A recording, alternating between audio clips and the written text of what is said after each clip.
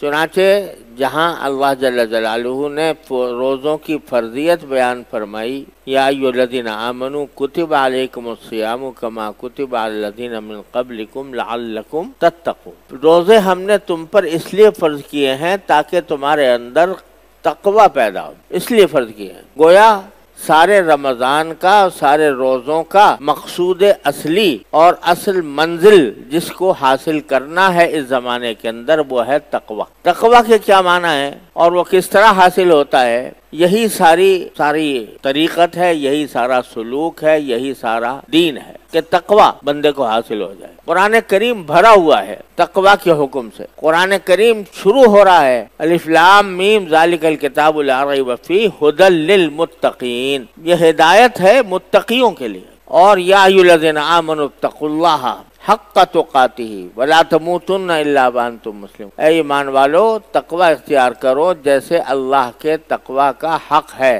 اور تمہیں موت ہرگز نہ آئے مگر اس حالت میں کہ تم فرما بردار ہو اللہ تعالیٰ کے۔ یا ایھا الذین آمنوا اتقوا اللہ وابتغوا الیہ الوسیلہ، ایمان والو تقوی اختیار کرو اور اللہ تعالیٰ تک پہنچنے کے لیے قریب راستہ اختیار کرو، قرب پیدا کرنے۔ وجاہدوا فی سبیلہ، اس کے لیے تھوڑی محنت کرنی پڑے گی، وہ محنت کرو لعلکم تفلحون۔ یا ایھا الذین آمنوا اتقوا اللہ وکونوا مع الصادقین، اے ایمان والو تقوی اختیار کرو اور سچے لوگوں کے ساتھی بن جاؤ، سچے لوگوں کی صحبت حاصل کرو۔ اور ہمارے حضرت مفتی محمد حسن صاحب رحمۃ اللہ علیہ، اللہ تعالیٰ ان کے درجات بلند فرمائیں، وہ غالباً حضرت سے ہی نقل کرتے تھے، حضرت تھانوی رحمۃ اللہ علیہ سے، کہ میں تو اس کا ترجمہ یہ کرتا ہوں کہ تقوی اختیار کرو اور سچوں کے ساتھ رہ پڑو، کونوا مع الصادقین، ان کے ساتھ رہ پڑو، یعنی ان کی صحبت میں وقت گزارو۔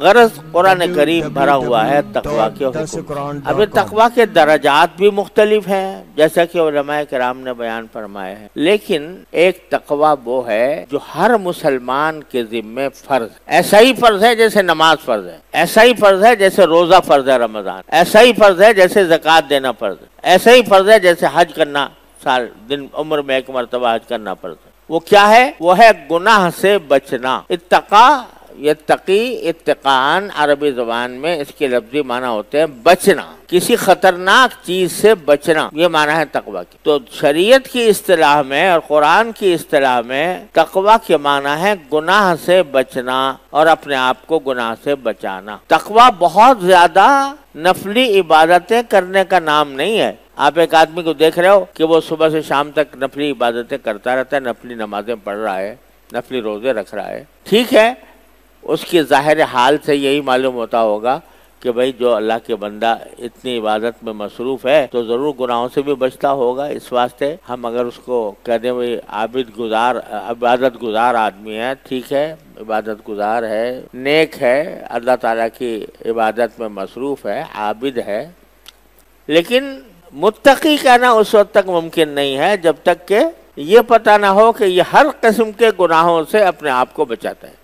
ساری رات آپ نفلیں پڑھتے رہو، ساری رات ذکر میں مشغول رہو، ساری رات تلاوت کرتے رہو، لیکن ایک مرتبہ موبائل میں حرام چیزیں دیکھ لیں تو کیا ہوا کہ نفلیں تو پڑھی، نفلی عبادتیں تو کی، لیکن تقوی حاصل نہ ہوا۔